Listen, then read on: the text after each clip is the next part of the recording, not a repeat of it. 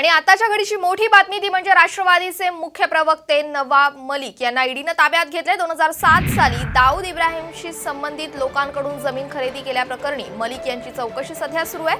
आज सकाळी 6:30च्या सुमारास ईडीचे अधिकारी मलिक यांच्या मुंबईतील निवासस्थानी पोहोचले। तिथे त्यांची 1 तास चौकशी झाली। त्यानंतर मलिक स्वतःच्या गाडीतून ईडी कार्यालयात गेले असं मलिक यांच्या ऑफिसने ट्विट केलेलं आहे। तर मलिक यांना ईडीने ताब्यात घेतलेलं आहे। त्यांना लवकरच अटक होण्याची देखील शक्यता आहे।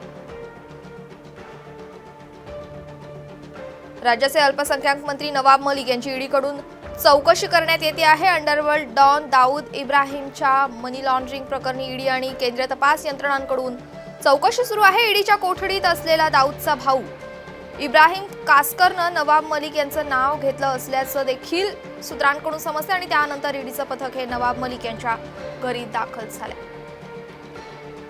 इक्बाल कासकर मलिकांची समोरासमोर चौकशी केली जाण्याची शक्यता आहे। साम टीव्हीला ही एक्सक्लुझिव्ह माहिती मिळालेली आहे। इक्बाल कासकर ही त्याच ईडी ऑफिसमध्ये असल्याचं समजते। कासकर आणि मलिकांना समोरासमोर बसवणार का, त्यांची समोरासमोर आता चौकशी होते का, हे पाहणं महत्त्वाचं ठरणार आहे। तशी शक्यता वर्तवली जाते आहे। कासकर आणि मलिक हे त्याच ईडी ऑफिसमध्ये आहे आणि त्यामुळे कासकर मलिकांना या समोरासमोर बसवून आता चौकशी केली जाणार का हे पाहावं लागेल।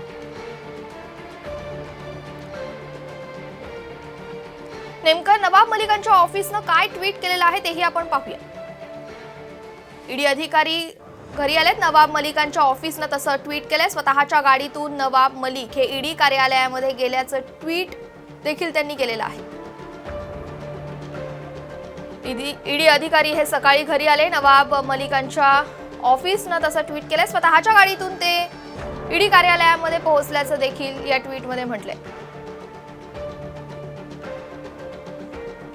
नवाब मलिक यांची चौकशी ज्यासाठी ईडीने सुरू केलेली आहे ते प्रकरण म्हणजे दाऊद इब्राहिम आणि त्याचा भाऊ इक्बाल कासकर याच्याशी संबंधित असल्याची माहिती सूत्रांकडून मिळते। गँगस्टर दाऊद इब्राहिमचा भाऊ इक्बाल कासकर याला ईडीने याआधीच ताब्यात घेतलाय।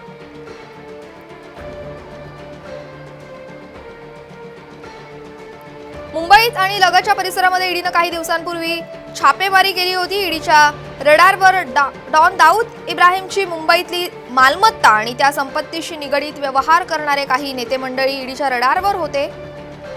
केंद्रीय गृह मंत्रालयाच्या आदेशानंतर ईडीने ही कारवाई सुरू केलेली आहे। या छापेमारीनंतर काही नेते अडचणीमध्ये येऊ शकतात याची दबक्या आवाजामध्ये चर्चा देखील सुरू होती। त्यानंतर आज सकाळी राज्याचे अल्पसंख्याक मंत्री नवाब मलिक यांच्या घरी ईडीचे अधिकारी दाखल झाले आणि त्यांना चौकशीसाठी ईडी कार्यालयामध्ये घेऊन